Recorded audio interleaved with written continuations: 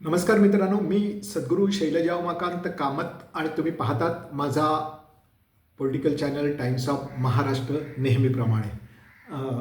गेले आठवडाभर मी सातत्याने नवीन व्हिडिओज करतो आहे आणि आज देखील असाच एक विषय घेऊन आलो आहे, जो विषय तुम्ही माध्यमातनं सोशल मीडियावरनं कदाचित पाहिले असाल, ऐकलं पण असेल त्या विषयावर.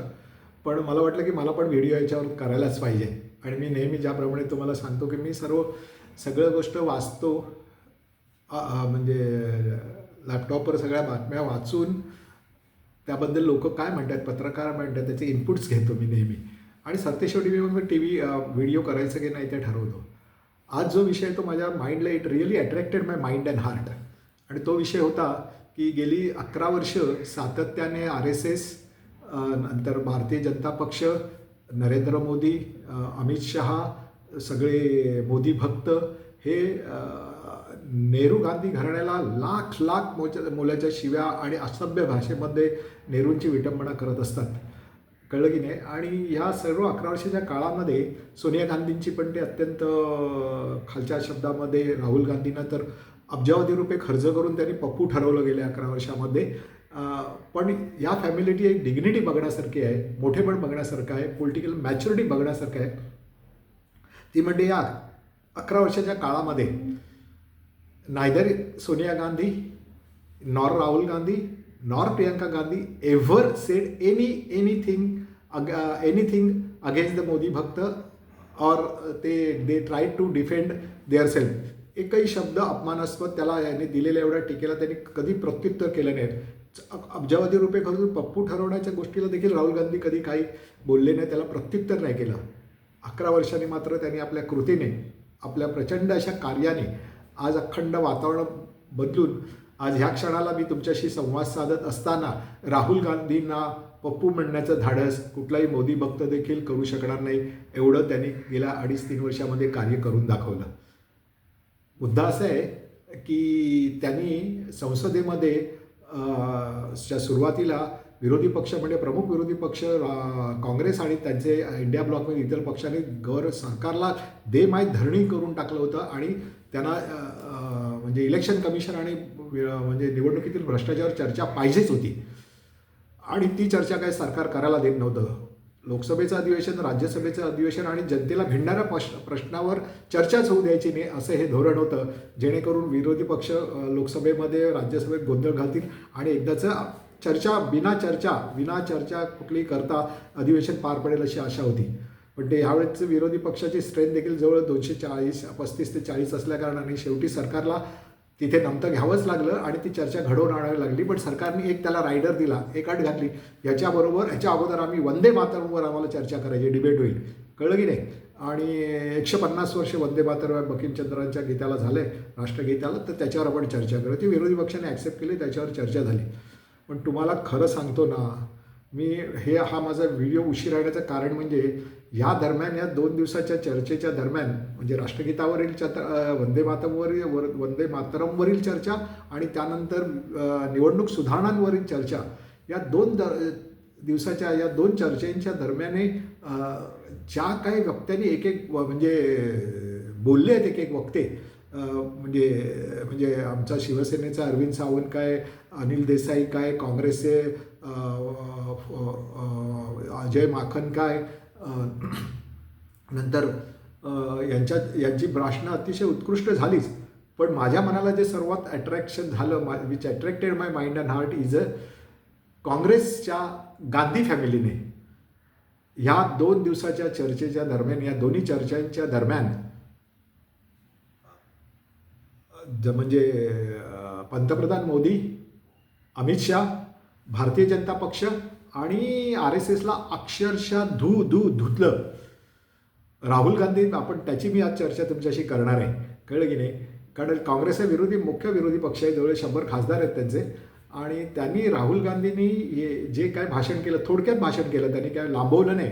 मोदींसारखं त्यांचं उत्तर 100 मिनिटाचं वगैरे काय दिलं नाही, ते हार्डली 15-1 मिनटं बोलले. या 15 मिनिटाच्या भाषणामध्ये त्यांनी इतकी काँग्रेसला म्हणजे त्यांनी BJPला आणि संघाला असंच काही टार्गेट केलं की काय विचारायला नको. मुख्य म्हणजे ह्या वेळेला Rahul Gandhi he was at ease अत्यंत खुलेपणाने ते बोलू शकले. मुख्य म्हणजे ते ह्यावेळेला इंग्रजीमध्ये त्यांनी भाषण केलं. ते एरवी हिंदीत बोलतात, पण हिंदी ही काय त्यांची नैसर्गिक भाषा नाही. त्यांची नैसर्गिक भाषा आहे ती English, because he always things in English. त्यामुळे ते इंग्रजीमध्ये त्यांनी भाषण केलं. त्याचा फ्लो प्रचंड होता थोडक्यात केलेल्या भाषणामध्ये. त्या भाषणात त्यांनी 3 प्रश्न काँग्रेसला विचारले. ते पहिला प्रश्न विचारला की तुम्ही हे का केलं, जे इलेक्शन कमिशनर नेमण्याचा जो प्रोसेस होता, ज्याला सुप्रीम कोर्टाने पण मान्यता दिली होती की बाबा ह्या कमिटीमध्ये चीफ जस्टिस ऑफ इंडिया असायलाच पाहिजे. आणि त्यांनी चंद्रचूडनी एक चालबाजी केली आणि त्यात सांगितलं की हा निर्णय देताना की तुम्ही सरकार पाहिजे तर नवीन कायदा बनवू शकतो. त्याच याचा फायदा घेऊन सरकारने कायदा बनवला. तो का बनवला? जेणेकरून त्या नवीन कायद्यामधूनच चीफ जस्टिस ऑफ इंडियाला भारताच्या इलेक्शन कमिशनर नेमण्याच्या कमिटीमधनं बाहेरचा रस्ता दाखवण्यात आला. असं तुम्ही का केलं? तो म्हणाला की मी as a leader of opposition I am there in the meeting, पण माझ्यासमोर कोण आहे? ते प्राईम मिनिस्टर आणि home minister. It is 1 to 2 असं होतं आणि तिथे आय हॅव नो व्हॉइस असं ते म्हणाले की तिथे विरोधी पक्षनेत्याला का आवाजच नाही, कारण तिनापैकी 2 जणं त्या सरकारी पक्षाचे आहेत. त्यामध्ये कसं काय? आणि ते म्हणाले की ह्याला विशेष आहे, तुमच्या आवडीच्याच माणसाला तुम्ही का निवडणूक आयुक्त केलं? ह्याचा पूर्णपणे अर्थ आहे की गव्हर्नमेंटला इलेक्शन कमिशन ही जी स्वायत्त संस्था आहे त्याला पूर्ण डायरेक्टिव्ह द्यायचे आहे, त्याला आपल्या कॅप्चर करून त्याच्यावर आपल्याला म्हणणं मांडायचं आहे, आपल्याला पाहिजे ते करून घ्यायचं आहे अशासाठी. दुसरं त्यांनी म्हणाले की 2023साठी जो तुम्ही कायदा केलात, जो आजपर्यंतच्या कुठल्याच पंतप्रधानांनी करण्याचं धैर्य दाखवलं नव्हतं किंवा केला नव्हता हा कुविख्यात कायदा, तो म्हणजे कुठल्याही इलेक्शन कमिशनरला आज तक कायद्यातनं सुटका त्याची करू दिली नव्हती. आणि तुम्ही असा कायदा बनवलात की तुम्ही नेमलेला जो नवीन कायदा येईल, नवीन कमिटीने नेमलेला जो मुख्य इलेक्शन निवडणूक आयुक्त येईल, त्याला त्याच्या कार्यकाळाच्या दरम्यान किंवा तो रिटायर झाल्यानंतर, निवृत्त झाल्यानंतर त्याच्या विरुद्ध भारताच्या कुठल्याही म्हणजे तळागाळातल्या म्हणजे ट्रायल कोर्टापासून ते सुप्रीम कोर्टामधनं पर्यंत त्याच्या विरुद्ध कुठलीही केस दाखल करता येणार नाही. ही इम्युनिटी जे म्हणतात, हे जे तुम्ही औदार्य दाखवलं हे तुम्ही का दिलं? या 2 गोष्टींना त्यांनी सांगितलं की ही गोष्ट सिद्ध होते की तुम्हाला you want to direct and control the election commission office. तिसरी गोष्ट त्यांनी सांगितली ते म्हणजे तुम्ही जेव्हा हरियाणाच्या संदर्भात बोगस वोटिंगच्या तक्रारी आल्या आणि अनेक केसेस हरियाणा हायकोर्टामध्ये चंदीगड गेल्या, त्यावेळेला तुम्ही त्याच काळामध्ये इलेक्शन कमिशनरनी हा नोटिफिकेशन काढून कायदा का बदलला की जे इलेक्शनच्या दरम्यान, प्रचाराच्या दरम्यान जे काही फुटेज असतं, TV इलेक्शन कमिशनर जे काही शूटिंग करतो, इलेक्शनच्या दिवशी जे काही शूटिंग करतं आणि इलेक्शनचं मतमोजणी करताना जे काय व्हिडिओ शूटिंग केलं जाते, ते तुम्ही कायदा का बनवला की 45 दिवसात आम्ही ते झाल्यानंतर ते सगळं व्हिडिओ फुटेज आहे ते आम्ही डिस्ट्रॉय करणार. ही तर राष्ट्रीय मालमत्ता आहे आणि हे रेकॉर्डमध्ये असायला पाहिजे की ह्या इलेक्शनच्या वेळेला प्रत्यक्ष काय घडलं याचा जो म्हणजे दृश्य स्वरूपात जो पुरावा आहे तो तुम्ही नष्ट करण्याचा कायदा का केला असं त्यांनी विचारलं. कारण हे खरं म्हणजे हा तर नॅशनल ॲसेट आहे, राष्ट्रीय मालमत्ता आहे. हे डिस्ट्रॉय करण्याचं तुम्ही कारण प्रत्यक्षामध्ये कसं होतं की इलेक्शनच्या रिझल्टला एखाद्या उमेदवाराला चॅलेंज करायचं असेल, आव्हान द्यायचं असेल कोर्टामध्ये, तर साधारण 45 दिवसामध्ये तो बऱ्याच ठिकाणी बऱ्याच वेळेला ते पेटिशन, तो अर्ज त्यांचा न्यायमूर्तींच्या समोर येतच नाही. त्याला 45 दिवसापेक्षा बहुधा 99% केसेसमध्ये जास्त काळ येतो. असे 3 प्रश्न त्यांनी विचारले आणि त्यांनी सांगितले तुम्हाला जर हे करायचं असेल तर तुम्ही हे कायदे करायला नाही पाहिजे होते आणि तुम्हाला सुधारणा करायचं तर सुधारणा करा ना, तुमचे हात पुढे बांधून ठेवलेत. एवढंच त्यांनी सरकारला विचारलं, मोदींना विचारलं, RSSला विचारलं आणि BJPला पण त्यांनी हे प्रश्न केले. आणि त्यांचा सगळा भाग, आणि ते असं बोलता बोलता पटकन बोलून गेले की मी ज्या काही प्रेस कॉन्फरन्स घेतल्या 2-3 त्याच्यावर तुम्ही अत्यंत ऑब्जेक्शन घेतलं. तुम्ही म्हणजे इलेक्शन कमिशनरपेक्षा BJPच्या प्रवक्त्यांनी सगळ्यांनी उत्तर दिली. तर ह्याच्यावर आपण त्यांनी अमित शहाला, सरळ होम मिनिस्टरला चॅलेंज केलं, आव्हान दिलं की माझ्या प्रेस कॉन्फरन्सच्या बाबतीत आपण ओपन डिबेट घेऊया, प्रेस कॉन्फरन्स घेऊन डिबेट घेऊया. आणि त्यावेळेला ते अमित शहाचा चेहरा बघण्यासारखा होता त्यांच्यावर कॅमेरा, आणि ते असे छताकडे बघत, ते पण त्यांनी ऑब्झर्व केलं म्हणून ते छताकडे बघतात. असं त्यांनी धुडलं ना, अत्यंत मोजकं त्यांच्या नैसर्गिक भाषेमध्ये राहुल गांधींनी काँग्रेसच्या म्हणजे राहुल गांधींनी भारतीय जनता पक्ष, मोदी, शहा आणि RSSला खरंच धुतलं. दुसऱ्या बाजूला प्रियांका गांधींनी वंदे मातरमच्या चर्चेमध्ये तर कमालच केली, कळलं की नाही. त्यांनी तर सांगितलं, सुरुवातच अशी केली की त्यांनी तुम्ही गेली 12 वर्ष आज म्हणजे त्यांच्या भाषणाला एक डिरायसिव्ह व्यंगात्मक असं त्यांचं ते भाषण होतं. आणि त्यात त्यांनी पहिली सुरुवात केली की पंतप्रधान मोदी हे गेले 12 वर्ष सत्तेमध्ये आहेत, पंतप्रधानच्या खुर्चीवर ते आरूढ आहेत. हाच ऑलमोस्ट एवढीच वर्ष पंतप्रधान नेहरू ब्रिटिशांच्या जेलमध्ये होते. ते म्हणाले की ब्रिटिशांच्या त्या स्वातंत्र्य काळामध्ये त्यानंतरच्या 17 वर्षामध्ये त्यांनी पंतप्रधान जवाहरलाल नेहरूंनी जर इस्रो बनवलं नसतं तर तुमच्या सरकारच्या काळामधलं मंगळयान किंवा चांद्रयान आज चंद्र आणि मंगळावर गेलं नसतं. पुढे म्हणाले की नेहरूंनी जर 17 वर्षाच्या काळामध्ये भाकरा नांगल, धरण, जेल, सेल वगैरे सारख्या मोठ्या कंपन्या जर त्यांनी बनवल्या नसता तर आज तुम्ही विकसित भारत म्हणून जो नंगानाच करताय तो होऊ शकला नसता. त्याने असंही म्हटलं की IIM आणि IIT जर नेहरूंनी स्थापन केल्या नसता, त्या वाढवल्या नसता, त्याची क्वालिटी जर डेव्हलप केली नसती तर आज IT सेक्टरमध्ये जे जागतिक स्तरावर भारताची लिडरशिप मान्य केली जाते ती आज तुम्हाला एस्टॅब्लिश करता आली नसती. कळलं की नाही? तर तुम्ही नेहरूंनी 12 वर्ष तुरुंगात काढली ब्रिटिशांच्या, 17 वर्ष त्यांनी देशाची सेवा केली आणि करतच ते त्यांचा मृत्यू झाला. तुम्ही काय केलं? ती म्हणाल की तुम्ही सातत्याने पंतप्रधान मोदी सांगतात की त्यांनी तर एकदा पाढाच वाचला म्हणे पार्लमेंटमध्ये की जवळजवळ आतापर्यंत 200 वेळा त्यांनी विरोधी पक्षाने मोदींना शिव्या घातल्या आहेत किंवा त्यांच्यावर टीका केली, असं केलं आहे. ते म्हणाले ह्याच्यावर पण प्रियंका गांधी म्हणाले की ह्याच्यावर पण एक डिबेट आपण पार्लमेंटमध्ये करूया, संसदेमध्ये. तुम्हाला जितकं काय बोलायचं आहे ते नेहरूंविरुद्ध बोला, आम्हाला जे काय बोलायचं ते आम्ही बोलतो. तुम्हाला सांगतो ना की